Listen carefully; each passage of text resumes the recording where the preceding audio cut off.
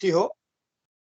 میں خداوند کا نہایت ہی شکر گزار ہوں اس مبارک وقت کے لیے جو خداوند نے ہمیں دیا کہ ہم باہم مل کر اس کی حمد اور اس کی تعریف کریں، تو خداوند کا شکر کرتے ہیں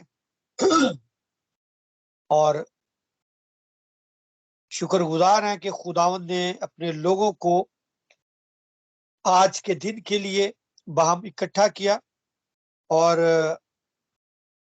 شکر گزار ہوں بیٹی شازیہ کے لیے جنہوں نے آج خداوند کے پاک تخت کو سجایا، اور ان تمام خداوند کے برگزیدہ پرستاروں کے لیے جنہیں خداوند کی حمد اور ستائش کی۔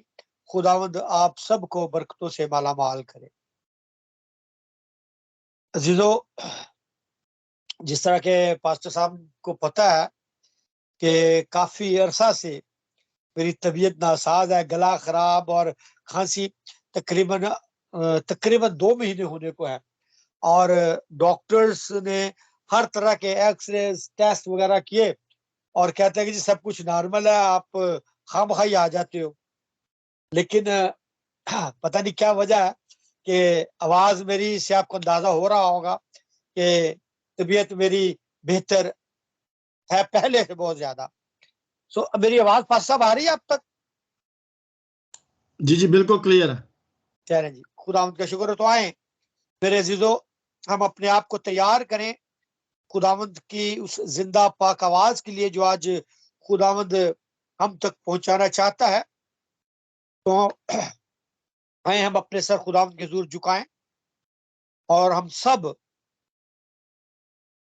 اپنے آپ کو خداوند کے پاک اور مقدس ہاتھوں میں سونپ دیں، تاکہ خداوند جو بات ہم سے آج کرنا چاہتا ہے ہمارے ذہنوں اور دلوں پر نقش ہو، تاکہ ہم اس کے مطابق اپنی زندگیاں گزاریں۔ قدوس قدوس خداوند رب الافواج، لشکروں کے رب، تو جو بھلا ہے، جس نے ہماری جانوں کا فدیہ دیا اور ہمیں اب تک اس روئے زمین پر زندہ رکھا، ہم تیرے شکر گزار ہیں اس وقت کے لیے کہ ہم تیری پاک آواز کو سن سکے۔ منت کرتا ہوں قدوس خداوند، میں اپنے آپ کو تیرے پاک اور زخمی ہاتھوں میں سونپتا ہوں، سر سے لے کے پاؤں تک سکر قدوس خدا، ہونٹ اور زبان کا ذمہ لے۔ میں تیرا عاجز و انکسار بندہ اپنے آپ کو تیرے کبھی ہاتھوں میں سونپ دیتا ہوں۔ ہونٹ اور زبان کا ذمہ لے، اپنا کلام عطا کر، تاکہ جو کچھ آج ہم سیکھیں تیری مرضی کے مطابق ہو، اور جتنے لوگ اس آئی ڈی پر موجود ہے یا جو بعد میں بھی اس کلام کو سنے، انہیں بھی تو اپنی برکتوں سے مالا مال کرنا۔ تیرا شکر، تیری تمجید ہو، تیری قدوس جلالی اور فتح مند نام سے مانگتے اور پاتے ہیں، آمین۔ میرے عزیزو، اب سے کچھ دن پہلے ہم نے مسیحی ایمان کے مطابق ایک مقدس عید منائی، جسے ہم عید قیامت المسیح بھی کہتے ہیں، اور اس سے پیشتر جو جمعہ ہے اس کو ہم پاک جمعہ جسے کہتے ہیں، اور پوری دنیا میں جہاں جہاں پر بھی خداوند کے برگزیدہ لوگ ہیں، اس خاص دن پر مسیح یسوع کے کہے ہوئے ان الفاظ کی دہرائی کرتے ہیں جو مسیح یسوع نے اپنے لب مبارک سے صلیب پر دکھ اور کرب کی حالت میں بیان کیے، جسے ہم 7 صلیبی کلمات بھی کہتے ہیں۔ میرے عزیزو، جس طرح ہم سب کہتے ہیں کہ یہ 7 کا جو عدد ہے کاملیت کا عدد ہے، بڑا مقدس عدد اس کو گنا جاتا ہے، کیونکہ بائبل مقدس میں جب ہم دیکھتے ہیں کہ اس کائنات کی جو تخلیق ہوئی اس دنیا کی، وہ بھی 7 دنوں میں ہوئی، پھر 7 نرسنگوں کا، 7 فرشتوں کا، 7 آفتوں کا، اور بیان ہم کلام خدا میں پڑھتے ہیں اور آئندہ کی زندگی کے بارے میں جب ہم بھی سیکھتے ہیں، نئے یروشلم کے بارے میں، اس میں بھی 7 کا عدد کافی جگہ پر ہمیں ملتا ہے. تو میں چاہوں گا کہ جس طرح ہم نے اس عید کو منانے سے پہلے، ریزریکشن ڈے کو منانے سے پہلے پاک جمعہ کی عبادت پوری دنیا میں منائی جاتی ہے، جسے 7 صلیبی کلمات کی دہرائی کی جاتی ہے، سیکھا جاتا ہے، بار بار اس عہد کو کی تجدید کی جاتی ہے. میرے عزیزو، آج جب پاس صاحب نے مجھ سے ذکر کیا کہ پاسٹر نتھینیل اسی وجہ سے آج موجود نہیں ہوں گے، تو میں ان کی اس ذمہ داری کو نبھاؤں. تو جب اس وقت خداوند نے مجھ سے کہا، جب انہوں نے کہا کہ کلام کو بیان کرنا ہے، تو میں نے کہا کہ اگر کوئی آپ کے پاس ٹاپک ہے تو مجھے بتائیں. تو انہوں نے کہا کہ جو آپ چاہیں وہ کر سکتے ہیں. تو اس وقت جو میرے ذہن میں ایک بات آئی، ایک کچھ دن پہلے ہم نے جو خداوند کے پاک کلام کو سیکھا، کلمات کے اوپر ہم جب بات کرتے ہیں تو خدا کے کلام کی جب ہم بات کرتے ہیں تو مسیح یسوع کے جی اٹھنے کے بعد کے کلمات کو بھی ہمیں سیکھنا ضرور ہے. اور میں چاہوں گا کہ آج ہم انہی باتوں پر غور کریں جو مسیح یسوع نے اپنے جی اٹھنے کے بعد اپنے لب مبارک سے الفاظوں کو ادا کیا تھا. جو پیغام انہوں نے صلیب پر دیا، ان کو تو ہم ہر سال دہراتے ہیں پاک جمعہ کے دن، لیکن جو پیغام انہوں نے جی اٹھنے کے بعد دیا، the words after the resurrection، آج ہم ان پر غور کریں گے. تو جو میرے ناقص علم کے مطابق جو میں نے جب کلام کا مطالعہ کیا تو مجھے 12 مقامات پر خداوند کے وہ الفاظ عطا ہوئے جو آج میں آپ تک بھی پہنچانا چاہتا ہوں. تو جب میں اس بات پر غور کر رہا تھا تو مجھے یہ 12 الفاظ ملے. تو ایک دم سے میرے ذہن میں جو بات اتری خداوند کے پاک کلام سے، خداوند کے پاک روح نے مجھے سکھایا کہ جس طرح ہم 7 کے عدد کو بھی دیکھتے ہیں اور اس پر بہت ذکر کرتے ہیں کہ 7 کلمات ہیں، 7 دنوں میں اس دنیا کی تخلیق کا عمل مکمل ہوا، اور نئے یروشلم میں بھی 7 کا عدد بڑا اہمیت رکھتا ہے. جب ہم 12 کے عدد پر غور کرتے ہیں، جب میں نے پاک کلام کو کھولنا اور پڑھنا شروع کیا تو پاک روح کی وساست سے مجھے بہت سارے مکاشفات کا علم ہوتا گیا جو اس سے پیشتر میں نے غور کبھی نہیں کیا تھا. جب ہم 12 کا ذکر پڑھتے ہیں تو میں چاہوں گا کہ اس سے پیشتر کے ہم آگے بڑھیں. میں چاہوں گا پاسٹر صاحب سے یا جس کے پاس بھی اگر سب موجود ہے کلام خدا کے ساتھ، تو میرے ساتھ نکالے مقدس لوکا کی معرفت لکھی گئی انجیل اور اس کا 24واں باب اور اس کی 44 سے 47 آیت کا مطالعہ کریں گے. اس کے بعد ہم آگے بڑھیں گے. جی پاس صاحب، آپ جی پڑھنے میں 44 رہنمائی سے کریں یا 47. بھی بہن بھائی؟ پھر اس نے ان سے کہا، یہ میری وہ باتیں ہیں جو میں نے تم سے اس وقت کہی تھیں جب تمہارے ساتھ تھا، کہ ضرور ہے کہ جتنی باتیں موسیٰ کی توریت اور نبیوں کے صحیفوں اور زبور میں میری بابت لکھی ہیں پوری ہوں. پھر اس نے ان کا ذہن کھولا تاکہ کتاب مقدس کو سمجھیں، اور ان سے کہا، یوں لکھا ہے کہ مسیح دکھ اٹھائے گا اور تیسرے دن مردوں میں سے جی اٹھے گا، اور یروشلم میں سے شروع کر کے سب قوموں میں توبہ اور گناہوں کی معافی کی منادی اس کے نام سے کی جائے گی. کلام کے پڑھے اور سنجا برکت ہو، آمین. خداوند تیرا شکر ہو. تو کلام کا یہ خوبصورت حصہ جو آج میرے اور آپ کے لیے تلاوت کیا گیا، جب میں نے اس حوالہ کو پڑھا تو جو بات میرے ذہن میں کلک ہوئی کہ میں آج اس ٹاپک پر بات کروں، تو لکھا تھا کہ میری وہ باتیں. تو جب ہم باتوں کا ذکر کرتے ہیں، ورڈ یعنی کلام کا وہ کلمہ جو خداوند کے منہ سے نکلا، ہم ہر سال 7 کلمات کا ذکر تو کرتے ہیں، لیکن اس کے بعد کا جو آنے والی زندگی کا عمل ہے، ہم اس پر وقفے وقفے سے تو ممکن ہے کہ ہر دور میں ہر لوگ اس کو پڑھتے ہوں گے، لیکن اس طور پر آج ہم اکٹھے مل کر سیکھیں گے.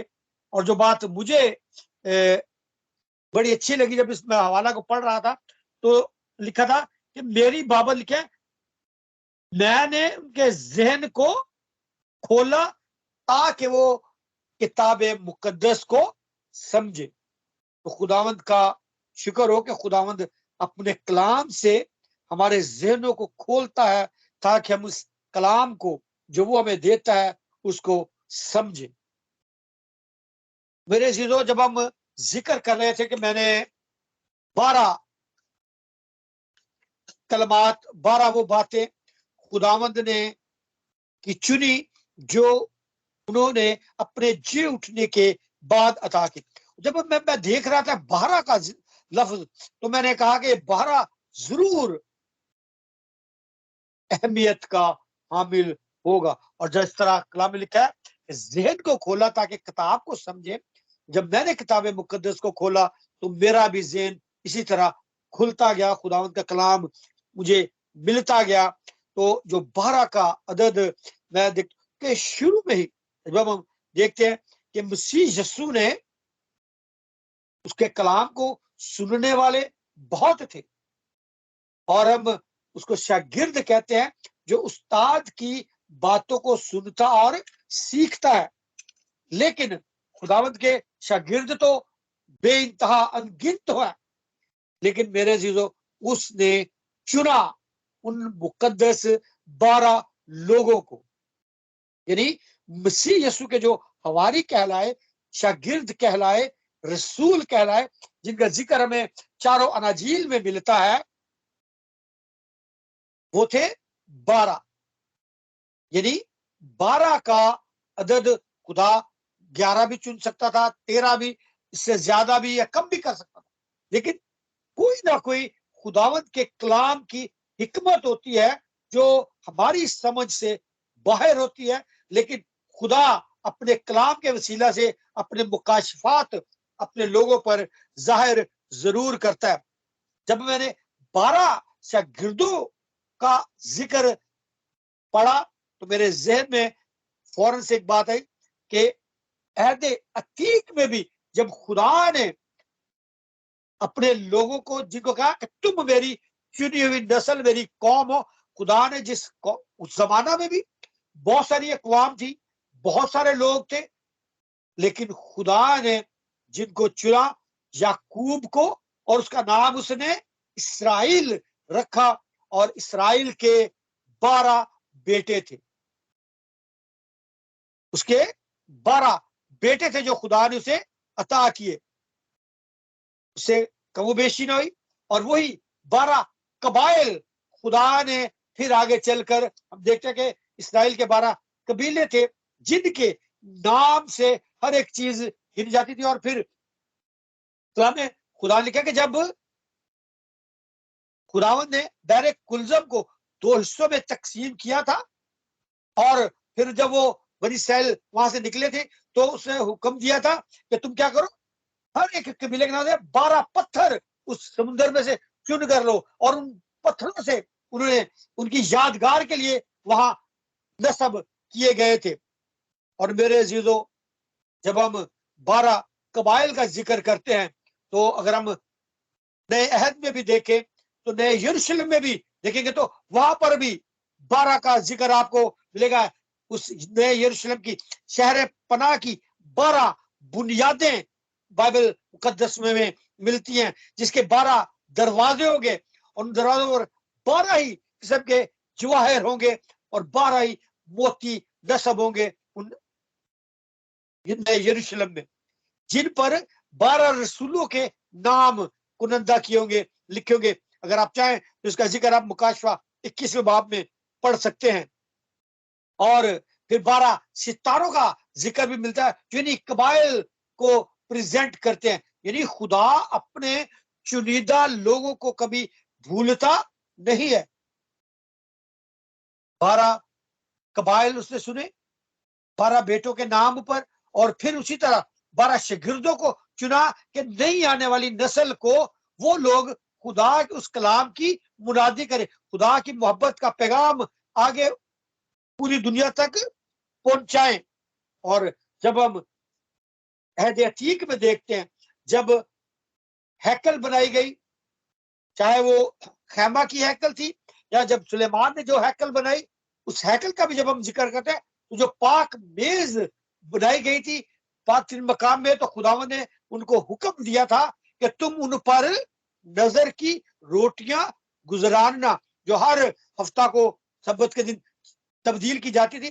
اور وہ روٹیاں بھی کتنی ہوتی, 12, 6 کی قطار میں, یعنی 12 نظر کی روٹیاں بھی خداوند کے جو پاک میز پر رکھی جاتی تھی, وہ بھی ہر ایک قبیلہ کے مطابق 12 روٹیاں اس نظر کی میز پر رکھی جاتی تھی.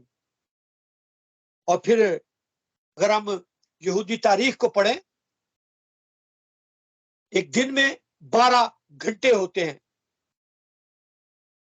اور یہودیوں کا جو دن بھی ہوتا تھا وہ بھی 12 گھنٹوں کا ہوتا تھا. اگر آپ اس کی ایک الگ سے ایک ٹاپک بھی ہے, کیونکہ جب ہم بہت سارے جو لوگ ہیں وہ اس بات پر بھی اعتراض کرتے ہیں کہ تم لوگ یہ کہتے ہو کہ مجھے جو 3 دن میں جی اٹھا تھا, جبکہ اگر آپ وہ کیلکولیشن کرتے ہیں تو کہتے ہیں یہ تو 3 دن بنتے ہی نہیں ہے.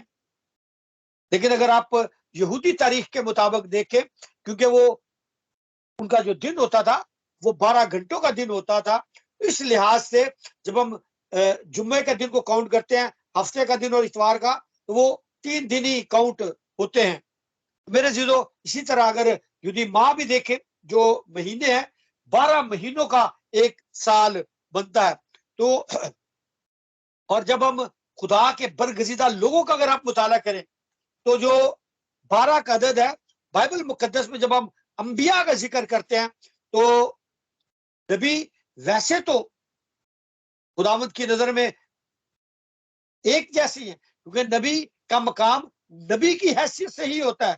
لیکن جب علماء اس کو بیان کرتے ہیں تو وہ کہتے ہیں کہ بائبل مقدس میں کے مطابق انبیاء کے درجات ہیں, ان کو 2 درجوں میں گرا جاتا ہے, انبیاء اصغر اور انبیاء اکبر اور انبیاء اصغر, جن کو 4 انبیاء اصغر میں گنے جاتے ہیں, اور جو 12 ہیں وہ انبیاء اصغر ہیں, یعنی مائنر پروفٹس.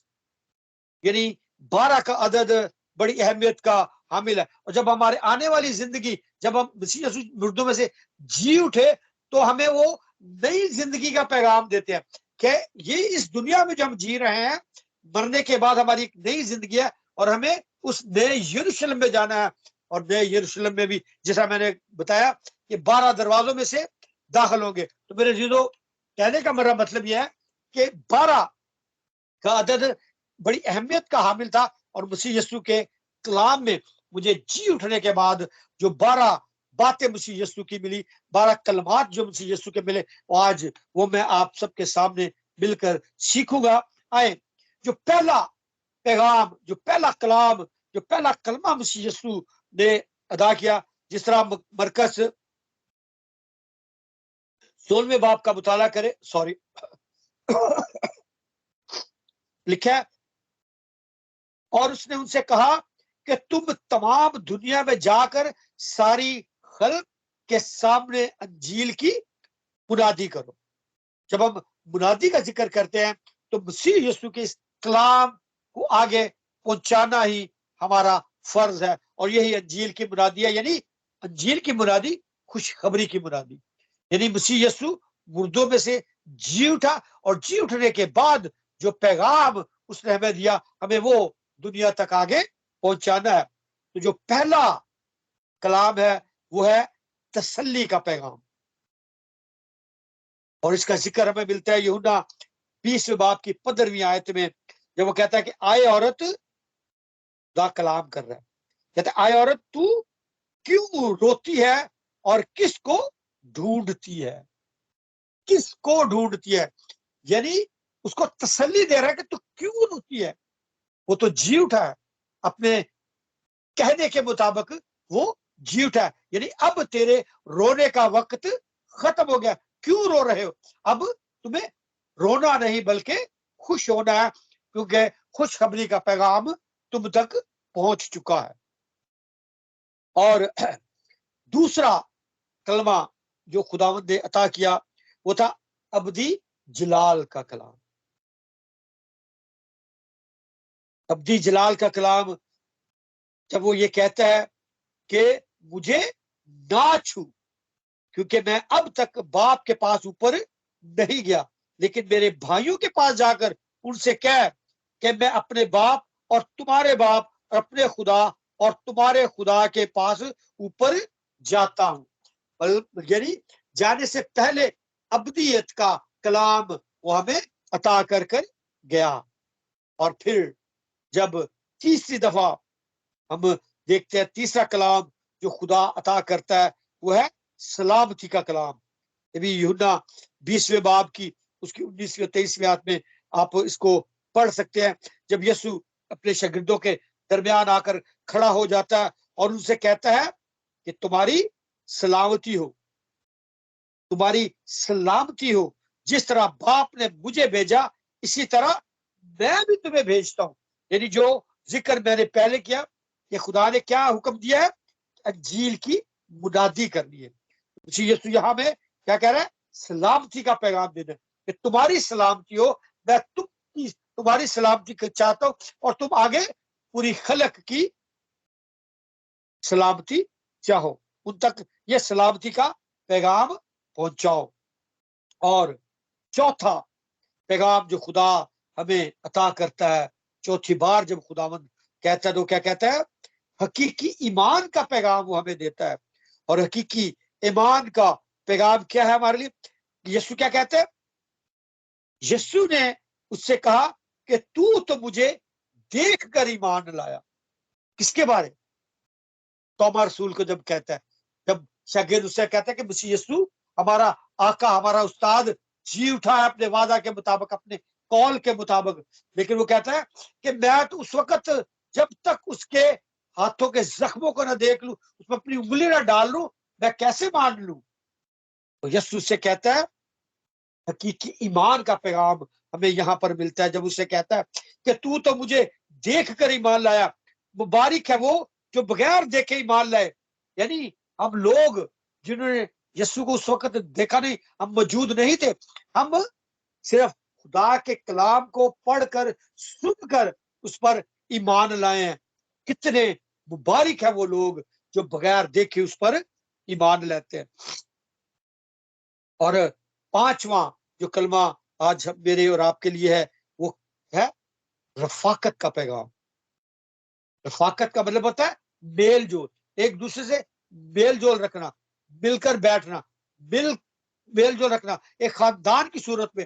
اسی لیے میرے عزیزو، مسیحی لوگ آپ کو اکثر یہ کہتے ہوئے ملیں گے کہ مسیحیت ایک مذہب نہیں بلکہ یہ ایک خاندان ہے، یعنی میل جول، ایک رفاقت کا نام ہے۔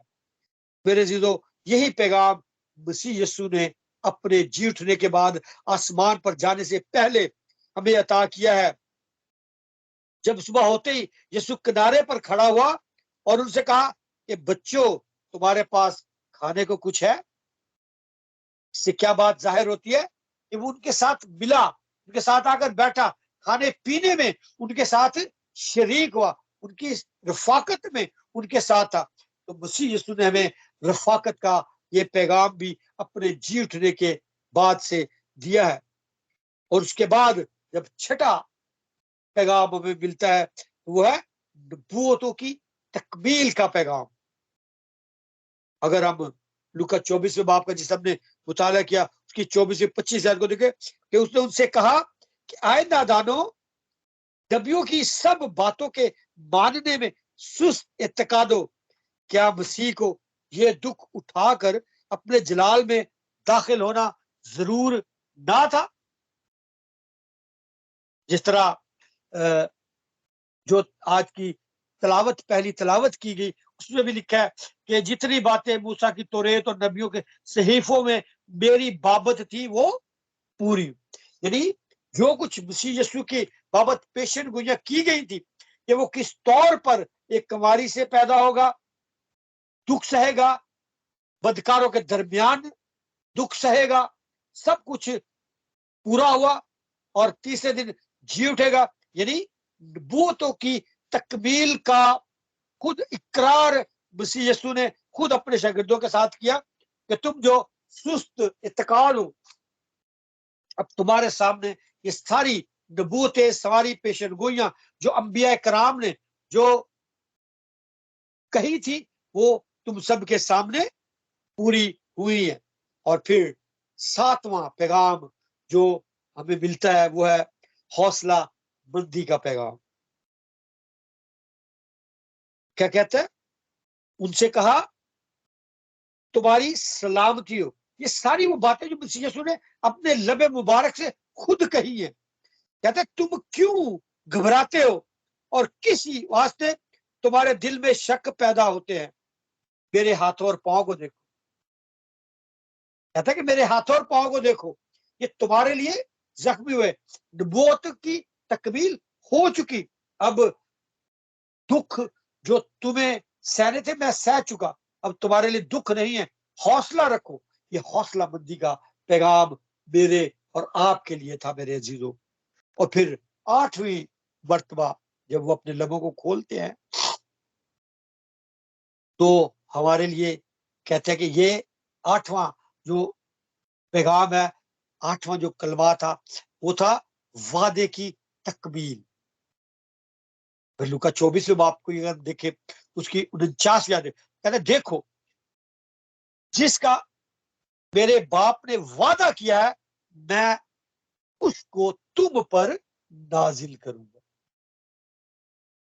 یہ وعدے کی تکمیل تھی. خدا نے وعدہ کیا تھا کہ میں دوسرا مددگار تمہارے لیے بھیجوں گا. وہ کیا کہتا ہے کہ میں اس کو تم پر نازل کروں گا.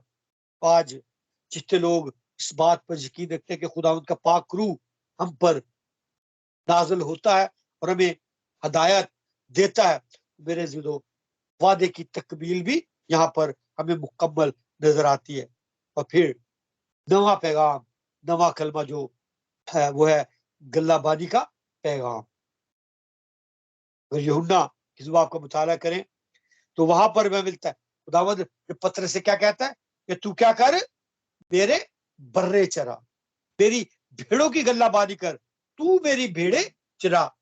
یسوع نے اپنی کلیسیا کو, اپنے لوگوں کو بھیڑوں سے تشبیہ دی اور اپنے شاگرد کو